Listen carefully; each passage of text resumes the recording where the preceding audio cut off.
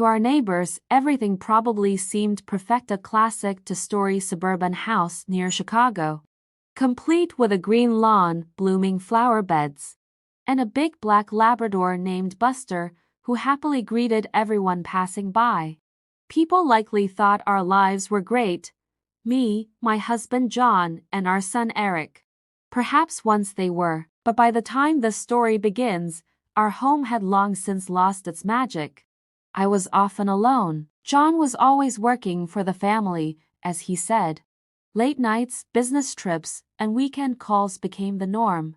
At first, I comforted myself, thinking he was doing it for us, for Eric's future and our stability. But over time, something changed. The distance between us became so tangible that even when he was home, it felt like he wasn't. Buster became my only source of comfort. The Labrador was incredibly intuitive. If I felt sad, he would immediately rest his big head on my knees, looking up with his deep brown eyes as if to say, "I'm here." He was my quiet solace in an empty house.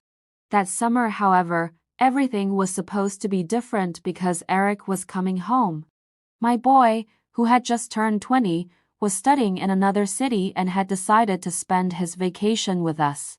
To be honest, I was eagerly anticipating his return. I longed to feel needed again. Eric had changed. He was no longer the teenager I remembered.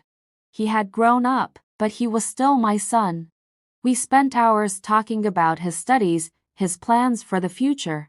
He shared how difficult it sometimes was to live up to the perfect student image his professors had of him, and how he often felt out of place among his peers. These conversations brought life back into the house.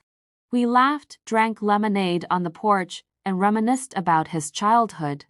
And Buster was always there, a silent witness to our talks, occasionally letting out a lazy sigh. But over time, I began to notice that Eric wasn't quite the same as I remembered. He was thoughtful but sometimes moody. Occasionally, I'd catch his gaze filled with a strange melancholy I couldn't understand. It felt as if he wanted to say something but couldn't find the words. I decided to be patient, to give him the space to open up. After all, we had always been close. One evening, when John was once again working late, I suggested that Eric and I take Buster for a walk. The night was warm, the air velvety, and everything felt calm. We strolled down the quiet street, Buster confidently pulling on the leash. I savored the rare moment of peace. Suddenly, Eric stopped and looked at me. "Mom," he said softly, almost in a whisper, "have you ever felt like a stranger in your own life?" I was taken aback. His question caught me off guard. I looked at him, but in the darkness, I couldn't see his face clearly. "Sometimes," I finally replied. "I think everyone has moments like that." Eric nodded but said no more. We continued walking, with only Buster occasionally glancing back at us, as if sensing that something important had been left unsaid. That night, I couldn't sleep. Eric's question lingered in my mind. Why did he feel like a stranger? Had I given him a reason to feel that way? Wasn't our home, our family, supposed to be a haven where he could always find peace? These thoughts tormented me. The next day, I tried to talk to John, but he brushed it off, as he did with everything family-related. His work had become more important than us. His life happened somewhere out there, beyond our home, and he didn't even try to hide it. I felt hollow, as if a wall had grown between us so tall that I could no longer see what lay beyond it. And then I realized that my greatest fear was becoming a stranger to Eric, just as I had become to John. This thought wouldn't let go of me. I knew I had to do something. Our house had to become a home again. But I didn't know what lay ahead or how hard the road would be. It was a bright summer day when Eric suggested we take Buster for a walk in the park. We didn't often go out together, but this time his request seemed insistent. I agreed, hoping the walk would be good for both of us. The park was spacious, with large oak trees casting dense shadows that offered relief from the heat. Buster ran back and forth joyfully, occasionally looking back to make sure we were still following. Eric and I walked slowly, sometimes in silence, enjoying the rustling of leaves and the cries of birds. "You used to love this park, didn't you?" Eric asked unexpectedly.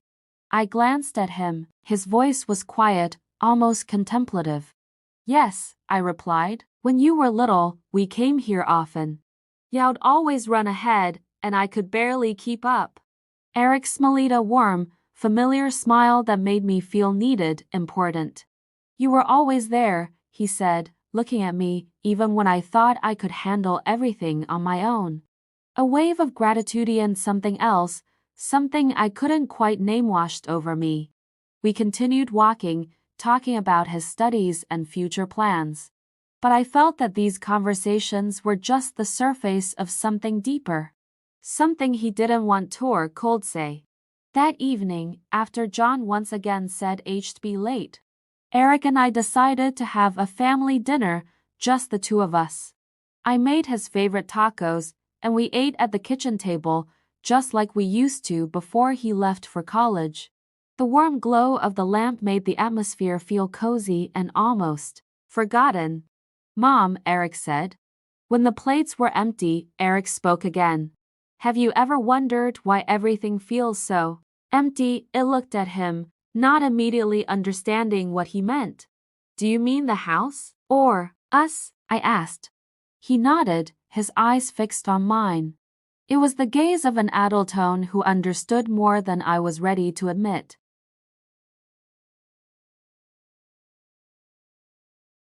"Us," he said quietly. "You've always been strong, but now, I don't know, you seem lost." His words cut deeper than I expected.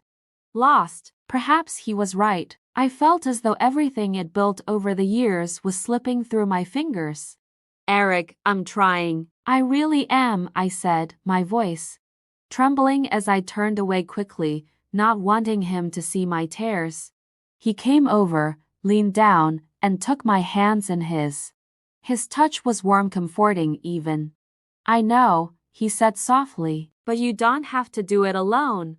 I looked up at him. In that moment, a heavy silence hung between us. So significant it felt like part of the air itself. Suddenly, everything around us seemed blurry room. The light, even the faint sounds of Buster lying lazily in the corner. Eric moved closer cautiously. I wanted to say something, to break the moment, but I couldn't. His face was so close, and in his eyes, I saw something I hadn't seen in years. Warmth, understanding, care. Everything I hadn't felt in so long. "Eric," I whispered, but he didn't let me finish. His lips brushed against my cheek, a gesture so soft and feather-light that it was more comforting than anything else. Yet it left me frozen. I stepped back, my heart pounding too fast. We can't," I stammered, not entirely sure what I even meant. Eric nodded, as if he understood what I felt. He returned to his seat at the table while I stood there, staring at him, stunned and overwhelmed. That moment revealed just how complicated everything had become, but I knew it was only the beginning. That night, I lay awake for hours, unable to sleep. Memories swirled around me like a storm. In my mind, memories I had tried to forget came rushing back. Why had I allowed myself to feel that way? Why, in that fleeting moment, did I find more warmth than I had in years of my marriage? I couldn't find the answers. Buster quietly approached the bed and lay down beside me, sensing my unease. I leaned down to stroke him, and he gave a low, contented sigh, as if to say, "Everything will be okay." I wanted to believe him, but deep down, I knew this storm was only just beginning. The sun was setting, casting a soft orange glow across the kitchen. The day had dragged on lazily, like a blurred ribbon, and the house was unusually quiet. John had left early that morning for yet another meeting, and I hadn't heard from him since. No calls, no messages. It had become the norm. Even Buster seemed a bit down, curled up in the corner, lazily watching me as I washed the dishes. Eric appeared suddenly, as if materializing out of thin air. He walked into the room with a faint smile, his gaze calm but oddly deep, as if he carried a secret. "Mom," he said, sitting down by the window, "don't you want to get out for a bit? Just you and me?" I turned, drying my hands on a towel. His suggestion caught me off guard. Eric rarely proposed anything like this, especially now, with his own life keeping him busy. But there was something genuine in his voice, something I couldn't refuse. "Where do you want to go?" I asked. "To that place we used to visit when I was a kid. Do you remember? The beach by the lake." His eyes lit up with warm nostalgia. I nodded, smiling. Of course, I remembered. That place had been our refuge where we could forget everything, if only for a few hours. The drive to the beach was peaceful, almost soothing. Buster sat in the back seat with his nose out the window, enjoying the breeze, while Eric and I listened to old songs from a playlist he had made. The music brought back memories of simpler times. In my mind, memories I had tried to forget came rushing back. Why had I allowed myself to feel that way? Why, in that fleeting moment, did I find more warmth than I had in years of my marriage? I couldn't find the answers. Buster quietly approached the bed and lay down beside me, sensing my unease. I leaned down to stroke him, and he gave a low, contented sigh, as if to say, "Everything will be okay."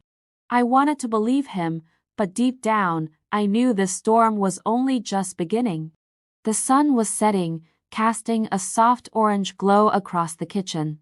The day had dragged on lazily, like a blurred ribbon, and the house was unusually quiet. John had left early that morning for yet another meeting, and I hadn't heard from him since no calls, no messages. It had become the norm.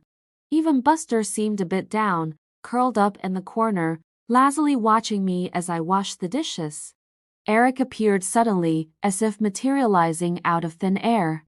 He walked into the room with a faint smile, his gaze calm but oddly deep, as if he carried a secret. "Mom," he said, sitting down by the window, "don't you want to get out for a bit? Just you and me?" I turned, drying my hands on a towel. His suggestion caught me off guard. Eric rarely proposed anything like this, especially now, with his own life keeping him busy. But there was something genuine in his voice, something I couldn't refuse. "Where do you want to go?" I asked. "To that place we used to visit when I was a kid. Do you remember? The beach by the lake." His eyes lit up with warm nostalgia. I nodded, smiling. Of course, I remembered. That place had been our refuge where we could forget everything, if only for a few hours. The drive to the beach was peaceful, almost soothing. Buster sat in the back seat with his nose out the window, enjoying the breeze, while Eric and I listened to old songs from a playlist he had made. The music brought back memories of simpler times, when everything seemed easier, when John was still part of those memories. By the time we arrived at the beach, the sun was already dipping below the horizon. Golden waves lapped gently at the shore, leaving soft traces in the sand. We walked barefoot along the water, feeling the cool sand under our feet. Buster dashed ahead, barking joyfully as he chased the seagulls. "You know, I've always loved this place," Eric said, breaking the silence. It felt safe. We were a family here. I stopped and looked at him.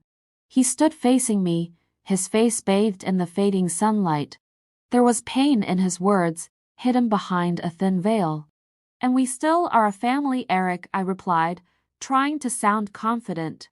"Even if things aren't perfect." Eric stepped closer, his gaze heavy and piercing. "Do you believe that, Mom?" he asked, his voice full of doubt. "Do you really think we're still a family? When Dad doesn't even notice you're here? When you do everything on your own? When he doesn't even try anymore?" His words struck me like a sharp blade. I knew he was right, but admitting it was too painful. I just want you to be happy, I whispered. Eric took another step forward. We were so close I could feel the warmth radiating from him. His eyes, reflecting the light of the setting sun, seemed almost hypnotic. You deserve more, Mom, he said quietly but firmly. I wanted to respond, but the words caught in my throat. The moment felt both wrong and right at the same time. Eric reached out, gently brushing a strand of hair from my face. His touch was careful, as though he feared breaking something fragile. Eric, I began, but he leaned in closer. It happened in a fraction of a second. His lips pressed softly against my forehead. Gentle, tender, it was a gesture of comfort, yet it made my heart race. I felt frozen, yet somehow warm. I'm sorry, Eric said, stepping back. I didn't mean to make you uncomfortable. It's okay, I replied, though my voice wavered. I lowered my eyes, trying to collect my thoughts. Buster, as if sensing the tension, came over and nudged my hand with his nose. Grateful for the distraction, I stroked his fur. We should head back, I said finally. It's getting late. Eric nodded, but his gaze lingered on me a moment longer than I expected. We walked back to the car in silence, but that moment stayed with me. It filled me with conflicting emotions: warmth, fear, confusion. When we got home, the house felt emptier than ever. John was still not back, and I realized I didn't even miss him. The thought left a bitter taste in my mouth. Something inside me was changing, but I didn't yet know where it would lead. When the sun rose the next day, its rays filtered lazily through the thin curtains in the living room where I had spent the night. Buster, sensing it had been a difficult night, lay quietly at my feet. Occasionally, he lifted his head to look at me, as if to ask, "Are you okay?" But I wasn't okay. I couldn't find peace after the evening before. Eric's words, his gaze, that brief moment on the beach kept replaying in my mind. Something between us had shifted, and I couldn't figure out how to set things right. Eric appeared late that morning, looking tense, more so than usual.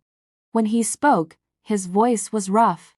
"Mom, we need to talk," he said, standing in the doorway of the living room. I nodded, struggling to rise from the couch. Buster watched us but stayed where he was. We sat at the kitchen table, as we had so many times before. But this time, the silence between us felt almost tangible. I knew I needed to say something, but I couldn't find the right words. "I feel like I've let you down," Eric finally said. His words caught me off guard. "Let you down? Eric, you haven't done anything wrong," I said quickly. But he shook his head. "You deserve more than what Dad gave you." "More than what I've offered," he said, his voice trembling slightly. I could see the weight of his feelings in his eyes. Reaching out, I took his hand, squeezing it gently. "You haven't let me down. You've been my support, especially when I needed it most. But we both know this has gone too far, Eric. We can't let these feelings destroy us." Eric nodded, though I could see how hard it was for him to accept. He looked away, his shoulders tense. "You're right," he said softly. "But it's not something I can forget easily." "It's not easy for me either," I admitted. "But I want you to know that whatever this is, it's only because of the loneliness we've both felt. We need each other, but not like this." Those words were hard to say, but I knew they were true. I couldn't let this ruin what was left of our family, fragile as it was. A few days later, John returned from his latest business trip, and I finally found the strength to talk to him. He seemed surprised by my calmness, but when I brought up divorce, he didn't argue. We both knew it was inevitable. Our marriage had long since become a formality. Eric left a week later, returning to college. I stayed behind in the house, trying to make sense of everything. One evening, as I sat on the porch watching the sunset, I realized this wasn't an ending, but the beginning of something new. Buster came over, nudging my knee with his nose, and I smiled. We had weathered the storm, and I believed I could rebuild my life, not perfect, not easy, but real. And that was what mattered most.